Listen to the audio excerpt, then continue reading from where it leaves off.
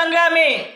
चलिए साथियों, चलिए आज का क्लास बहुत धमाकेदार होने वाला है और 3 साल से मेरा क्वेश्चन दिन पर दिन बढ़ते जाती है क्वेश्चन, और इस बार 90% का चांस है और 90% इस बार क्वेश्चन हम उपलब्ध करवाएंगे। 90% क्वेश्चन लग जाएगा इस बार क्लास 10 के स्टूडेंट का। वह क्वेश्चन लेके आएंगे जो बोर्ड एग्जाम में पूछता है और ओरिजिनल क्वेश्चन पेपर ही लेके आने वाले, क्योंकि हर साल मेरा क्वेश्चन लगता है। क्योंकि ऑफलाइन में भी बहुत बच्चा लोग का क्वेश्चन लगता है। हमारा इस साल 50% क्वेश्चन लगा है, इस बार हमारा 50% क्वेश्चन लगा है इस साल का बात करें तो, क्योंकि हम हर साल अलग अलग पैटर्न से हम क्वेश्चन लगाते हैं। हर साल कभी 50 कभी 80, ज़्यादा 80 लग चुका है हमारा क्वेश्चन। ठीक है, तो आज हम नाभिकीय ऊर्जा के बारे में जानते हैं। तो नाभिकीय ऊर्जा क्या कर रहा है? नाभिकीय अभिक्रिया के दौरान, नाभिकीय जो अभिक्रिया होती है उसके दौरान होने वाली ऊर्जा, जब होने वाली ऊर्जा होती है उसको नाभिकीय ऊर्जा कहलाती है। जैसे नाभिकीय अभिक्रिया के दौरान मुक्त होने वाली ऊर्जा नाभिकीय ऊर्जा कहलाती है। ठीक है, और चलिए, यह ऊर्जा 2 प्रकार की अभिक्रियाओं द्वारा प्राप्त की जाती है। मतलब वह ऊर्जा 2 प्रकार की अभिक्रियाओं के द्वारा प्राप्त की जाती है। 2 प्रकार के अभिक्रिया जो होती है उसके दौरान हम उसको प्राप्त करते हैं। नाभिकीय विखंडन क्या होता है इसके बारे में हम जानते हैं, और नाभिकीय संलयन क्या होता है और इसके बारे में हम लोग जानते हैं। चलिए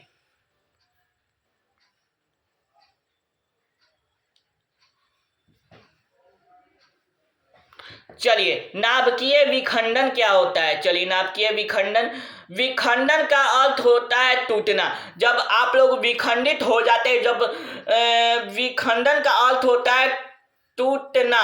मतलब मानिए कि हम एक कपल का बात करते हैं। कपल जो होते हैं, कपल के बारे में हम बात करते हैं। आप लोग सभी लोग जानते हैं कपल 2 होते हैं। मतलब हमारे शरीर में मतलब एक जोड़ा किडनी है। एक जोड़ा मतलब एक जोड़ा, 2 जोड़ा ना, 2 जोड़ा मतलब 4 जोड़ी हो जाएगा, मतलब 4 को हो जाएगा। तो एक जोड़ी किडनी आता है, मतलब 2 को होता है। ठीक है, तो कपल का बात किए थे तो एक मेल होगा और एक फीमेल होगा, तब प्यार होगा। जब उसके बाद कोनो तीसरा घुसेगा तो वो क्या करेगा, इसको हटाने का कोशिश करेगा, मतलब तोड़ने का कोशिश करता है। मतलब ये क्या करता है? विखंडन करता है, मतलब टूटता है। मतलब धीरे धीरे रिश्ता टूट जाएगा। बस ये क्या होगा, ये अलग वो अलग, और दूसरा कपल दूसरा के पास चल जाएगा। ठीक है, तो समझ में आ गया होगा विखंडन क्या होता है। ठीक है, तो चलिए आगे चलते हैं। नाभिकीय विखंडन वह प्रक्रिया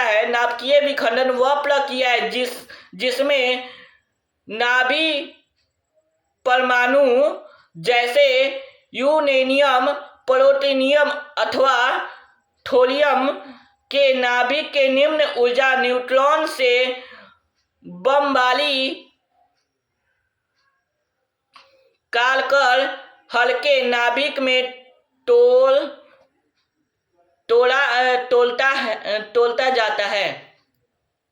तोला जाता है। देखिए, नाभिकीय विखंडन वह प्रक्रिया है, नाभिकीय विखंडन कौन प्रक्रिया? वह प्रक्रिया है जिसमें भारी परमाणु जैसे यूरेनियम, प्लूटोनियम अथवा थोरियम के नाभिक को निम्न ऊर्जा में न्यूट्रॉन के मतलब बार बार कलाकर हल्के नाभिकों को तोड़ा जाता है। ठीक है, आगे आइए। इस प्रक्रिया में विशाल मात्रा में ऊर्जा मुक्त होती है। इस प्रक्रिया में जो होती है ना, विशाल मात्रा में ऊर्जा का मुक्त होती है। यूरेनियम 235 का प्रयोग छंदों के द्वारा नाभिकीय संयंत्रों में ईंधन तरह होता है। जैसे यूरेनियम होता है वो 235 का प्रयोग छोरों के रूप में नाभिकीय संयंत्रों में ईंधन की तरह होता है। चलिए आगे चलते हैं। आगे क्या है आप सभी का कार्यशैली क्या कहती है, तो चलिए जानते हैं। नाभिक संयंत्रों के नाभिकीय ईंधन स्वपोषी विखंडन संलयन अभिक्रिया का एक भाग होता है जिसमें नियंत्रित दर पर ऊर्जा मुक्त होती है। इस मुक्त ऊर्जा का उपयोग भाप बनाकर विद्युत उत्पन्न करने की क्रिया किया जाता है। मतलब इसका अर्थ समझिए आप सभी लोग क्या कह रहा है। चलिए इसका अर्थ क्या है। नाभिक संयंत्रों में नाभिक ईंधन स्वपोषी विखंडन संलयन अभिक्रिया का एक भाग होता है जिसमें नियंत्रित के दर पर ऊर्जा मुक्त होता है। इस मुक्त ऊर्जा का उपयोग भाप बनकर विद्युत उत्पन्न करने में किया जाता है। मतलब इसका उपयोग क्या करता है, विद्युत जो भाप बनकर विद्युत उत्पन्न करने की प्रक्रिया में इसको किया जाता है। चलिए नेक्स्ट बताते हैं आप सभी को। और नाभिकीय विद्युत संयंत्र क्या होता है, नाभिकीय विद्युत संयंत्र क्या होता है। चलिए जैसे ये नाभिकीय विद्युत संयंत्र है तारापुर में महाराष्ट्र, रान प्रताप सागर राजस्थान में, और कलपक्कम तमिलनाडु में है, नरोला उत्तर प्रदेश है, नाभिकीय विद्युत ऊर्जा है। ठीक है। काकरापार गुजरात में है, और कैगा कर्नाटक में नाभिकीय ऊर्जा। ठीक है। ये सब नाभिकीय ऊर्जा के बारे में दिया गया है, तो आप सभी लोग इसको याद कर लेना, क्योंकि यह इसमें से क्वेश्चन भी पूछ सकता है। और ये है आपको VVI। ठीक है। यह कभी भी पूछ सकता है, ऑब्जेक्टिव में पूछ सकता है या सब्जेक्टिव में पूछ सकता है, तो इसको कंफर्म याद कर लेना। ठीक है। तो चलिए आगे चलते हैं हम लोग। नाभिकीय संलयन क्या होता है इसके बारे में जानते हैं। नाभिकीय संलयन दो हल्के नाभिकों के समान हाइड्रोजन को जोड़कर एक भारी नाभिकीय हीलियम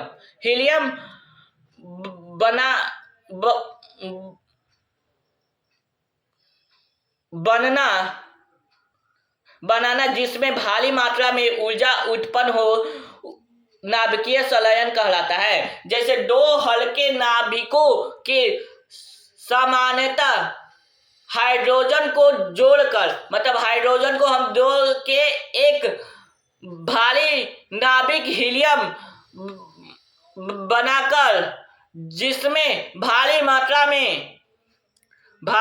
में क्या हो, ऊर्जा उत्पन्न हो, उसे नाभिकीय संलयन कहते हैं। इसको आप सभी लोग देख लीजिएगा। ठीक है। आगे हम चलते हैं। चलिए, नाभिकीय संलयन हेतु अत्यधिक ताप एवं दाब की आवश्यकता होती है। जैसे आप समझिए, नाभिकीय संलयन जो होता है उसके हेतु अत्यधिक ताप एवं दाब की आवश्यकता होती है। समझ में आया।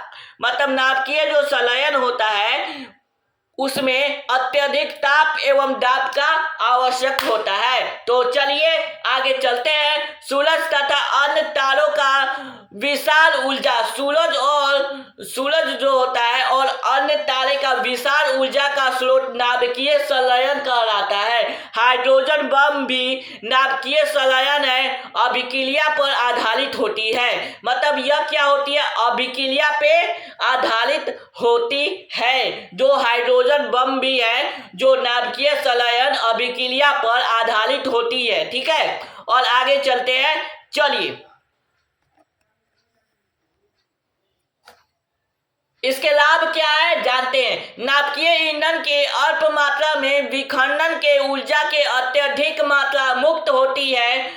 तो यह क्या है? नाभिकीय ईंधन जो होता है उसके अल्प मात्रा में विखंडन से ऊर्जा अत्यधिक मात्रा में मुक्त होती है। ठीक है, और CO2 जैसी ग्रीन हाउस गैस को उत्पन्न नहीं होती है। मतलब CO2 जैसी ग्रीन हाउस गैस उत्पन्न नहीं होती है। इससे क्या नहीं होती है? ग्रीन हाउस गैस उत्पन्न नहीं होती है। तो चलिए आप ये समझ में आ गया होगा और इसका हानि देख लेते हैं। चलिए आइए और देखिए। नाभिकीय विद्युत शक्ति संयंत्रों के प्रतिस्थापन में अत्यधिक लगता है। मतलब नाभिकीय विद्युत शक्ति जो होता है संयंत्रों के प्रतिस्थापन की अत्यधिक लगता है। नाभिकीय विकिरण के सिसवा का दल बना रहता है।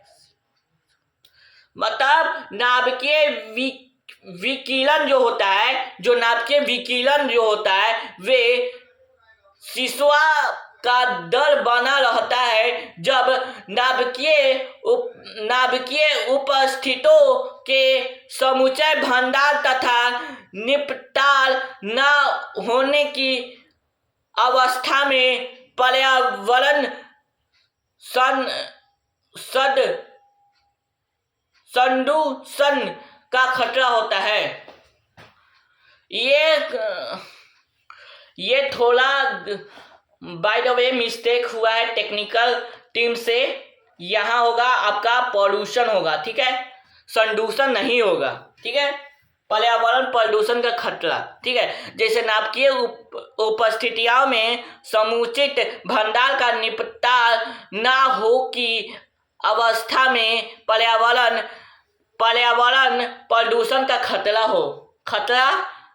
ठीक है, यूरेनियम की सीमित उपलब्धता है। इसमें क्या होता है? यूरेनियम की सीमित उपलब्धता रहता है। चलिए आगे चलते हैं और पर्यावरण विषयक लोककाल पढ़ते हैं।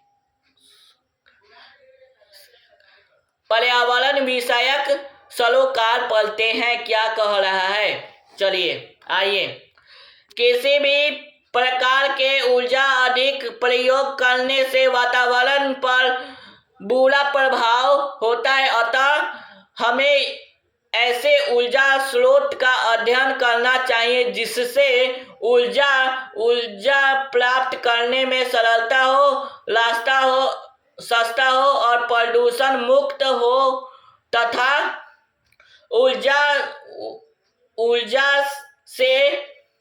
ऊर्जा प्राप्त करने की उपलब्धता प्रौद्योगिकी की दक्षता हो। दूसरे शब्द में ऊर्जा का कोई भी स्रोत पुनः प्रदूषण मुक्त नहीं है।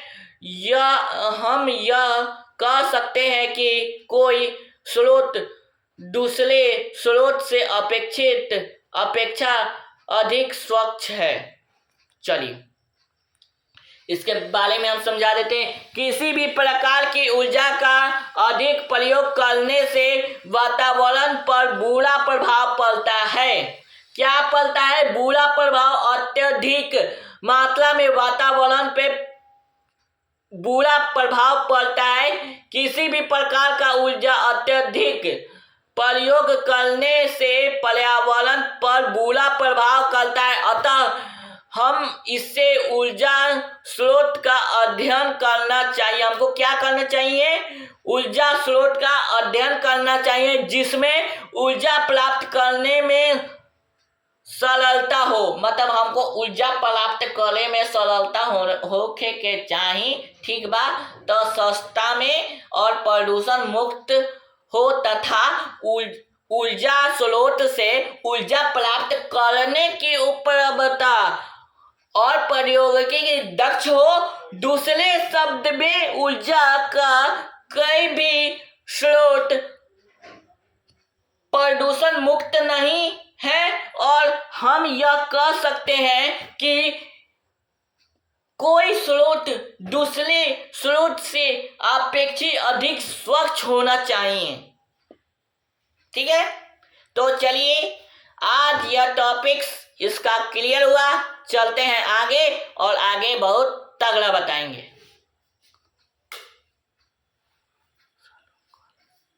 चलिए आइए अब आते हैं उदाहरण में।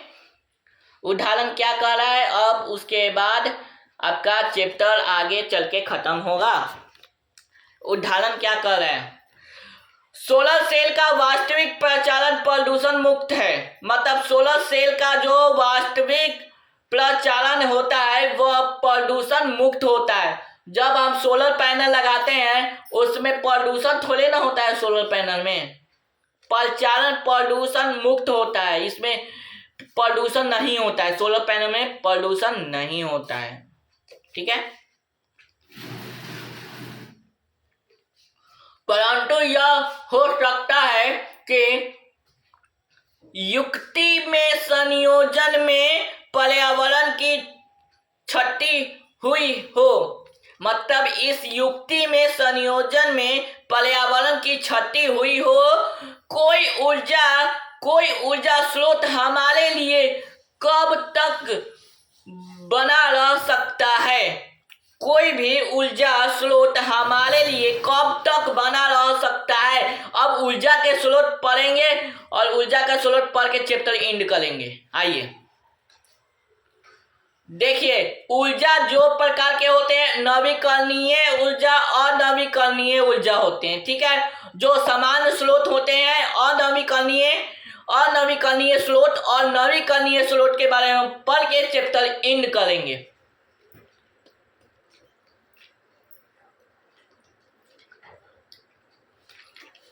आप लोग लास्ट तक बने रहिए, ठीक है। तो चलिए, वे स्रोत जो किसी न किसी दिन समाप्त हो जाएगी। मतलब वे स्रोत जो किसी न किसी दिन समाप्त हो जाती, जैसे जीवाश्म ईंधन और कोयला पेट्रोलियम। आने वाले समय में आपका जीवाश्म ईंधन समाप्त हो जाएगा, कोयला समाप्त हो जाएगा, ठीक है। और नवीकरणीय स्रोत में क्या होता है, जिसमें आप सभी का